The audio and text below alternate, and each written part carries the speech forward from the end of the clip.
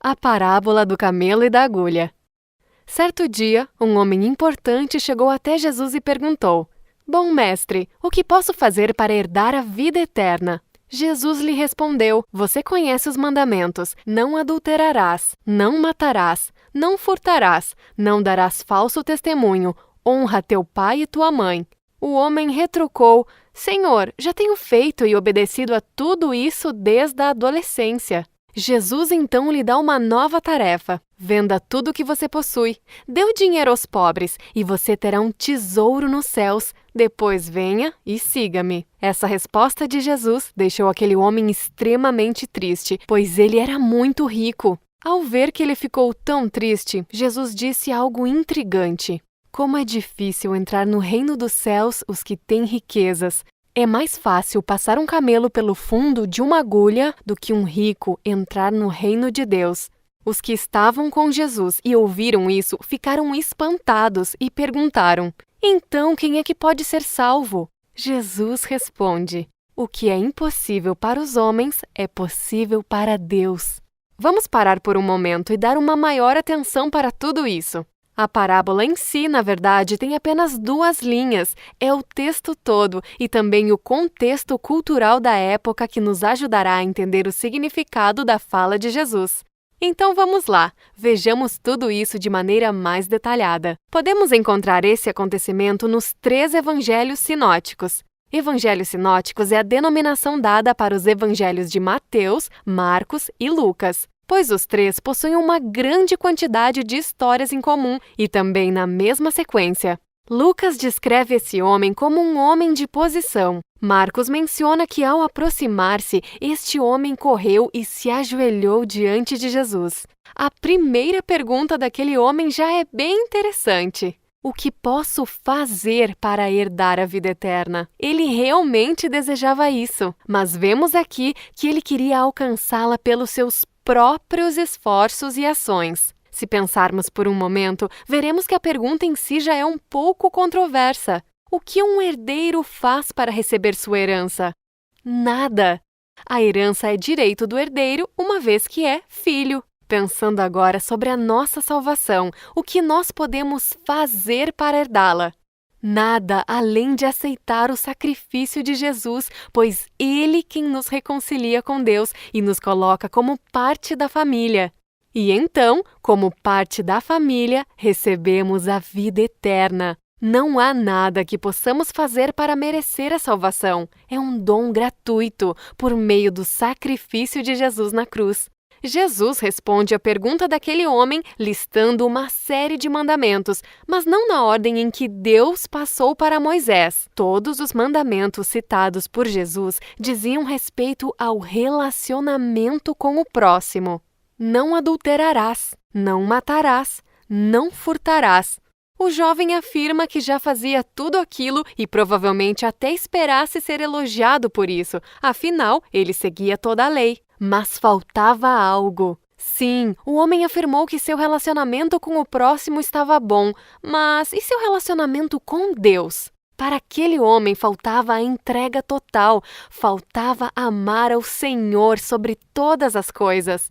Jesus diz para que aquele homem vendesse tudo o que tinha, desse aos pobres e então o seguisse. Precisamos destacar alguns pontos aqui. Jesus não estava simplesmente querendo que aquele homem se desfizesse de todos os seus bens. Jesus estava tocando no que ocupava muito lugar no seu coração. Aquela pequena parcela na vida daquele homem que lhe trazia uma segurança vazia. Aquele jovem rico precisava entender que sua maior segurança era Jesus. Outro ponto importante é o que Jesus queria que ele fizesse com os bens. Não era para ele simplesmente se livrar das riquezas, mas que ele entendesse que dar era melhor do que receber e que, da mesma forma que ele foi abençoado, ele poderia abençoar os outros. Bem, você já conhece a história. Aquele homem fica triste com a resposta de Jesus, pois era muito rico e deixar toda aquela riqueza o incomodava. Seu coração estava ali. Mas se nós olharmos por um outro ponto de vista, Jesus havia deixado toda a sua glória e majestade nos céus por amor a nós. Jesus não estava pedindo para aquele homem nada além do que ele mesmo havia feito. Era como se Jesus estivesse dizendo: eu deixei toda a riqueza do mundo por você. Você pode deixar essas riquezas passageiras por mim? Mas aquele homem não podia, e é por isso que Jesus declara essa parábola por causa do posicionamento daquele homem. É mais fácil passar um camelo pelo fundo de uma agulha do que um rico entrar no reino de Deus. Finalmente chegamos na parábola. Que camelo é esse e que agulha é essa? Ao longo da história, muitas pessoas já tentaram interpretar essa parábola e há duas interpretações muito conhecidas. A primeira delas é em relação à linguística. A palavra camelo, no grego, se assemelha muito com a palavra corda ou cordão. Uma pequena mudança e não estaríamos mais falando de um animal de 4 patas. A interpretação é que Jesus se referiu a uma corda, pois se esta fosse desfiada, alguns dizem até amolecida, entraria no fundo da agulha. Mas Al-Tayyib, um escritor e sacerdote da Igreja do Oriente, foi contra essa ideia no século XI, dizendo que a palavra correta é camelo. Temos ainda uma segunda interpretação, talvez até mais conhecida, que a agulha, na verdade, remete a uma porta. Mas fique calmo, já vamos explicar. As aldeias do Oriente Médio muitas vezes tinham portas largas que se abriam da rua para o pátio das casas. Essa porta precisava ser aberta para que um camelo carregado pudesse entrar. Mas, por ser feita de madeira, era difícil de ser aberta. E por isso havia um recorte nela, uma porta menor, que se abria com maior facilidade. Alguns comentaristas surgiram no passado dizendo que essa pequena porta era chamada de buraco ou olho da agulha. Essa interpretação quer dizer que era difícil, mas que sem as mercadorias e se curvando, o camelo conseguiria passar. Acontece que um homem chamado Scherer, um antigo residente do Oriente Médio, afirmou por volta do século XIX que não haviam evidências de que essa porta tivesse esse nome de fundo da agulha e que também não tem esse nome hoje. Muitos comentaristas modernos nos informam sobre a existência dessa interpretação, mas sempre dizem que não há provas concretas que demonstrem que ela seja verdadeira. E agora, o que essa parábola quer dizer então? Kenneth Bailey, um teólogo e professor americano, após morar por 20 anos no Oriente Médio, afirmou que Jesus realmente quis usar um exemplo inteiramente impossível. Mas espera aí! Então quer dizer que Deus tem algo contra os ricos? De maneira nenhuma! A Bíblia está cheia de homens e mulheres de Deus que eram financeiramente prósperos. Podemos citar Abraão e Jó, por exemplo, homens ricos e tementes a Deus. O grande problema que Jesus precisava destacar era o que a riqueza pode causar em nós. Uma pessoa rica tende a ter a ideia de que pode alcançar tudo com o fruto do seu esforço e trabalho. Esse jovem rico foi um exemplo disso. Mas a vida eterna é alcançada apenas pela graça. Jesus também queria tratar de outra questão aqui, a questão cultural.